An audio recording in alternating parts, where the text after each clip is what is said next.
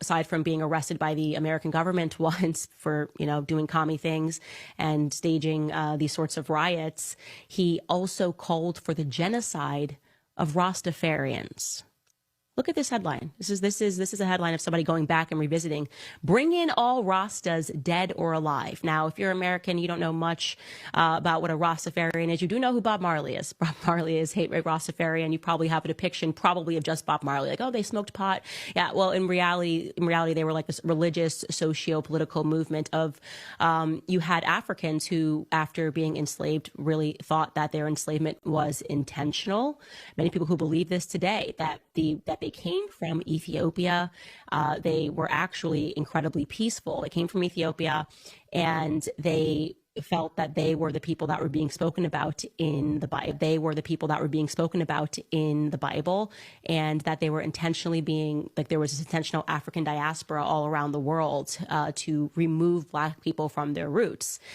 And so these people, this guy, he gets into power, and they actually were incredibly effective in Jamaica in terms of organizing for themselves. They lived in their own encampments, and they also had like agricultural unions. Like they were growing crops and things of their own, and so they were very well established all on their own. And what ended up happening was this guy essentially said that they were dangerous because 6 of them got into trouble. And he said, bring me all of the Rastafarians, dead or alive. And what ended up happening is they started rounding up Rastafarians. I'll actually read you specifically what happened to some of those Rastafarians on his call, because, again, he was incredibly powerful. It says on April 12th, Good Friday, Prime Minister Alexander Bustamante, because again, he went on to become the prime minister, ordered the arrest of all Rastafarians that are alive. Police and military forces entered working class neighborhoods and Rastafarian encampments, detaining Rastafarians and forcibly cutting off their dreadlocks.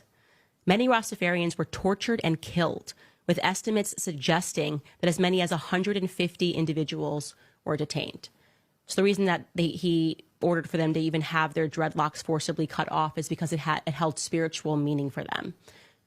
Absolutely sick, absolutely disturbing, all of this true, and it's way worse if you look into this guy. I mean, there was like mysterious burnings of all of their crops, particularly when Winston Churchill was visiting. That's another rabbit hole you can jump down, but I wanted to just tell you who this guy was.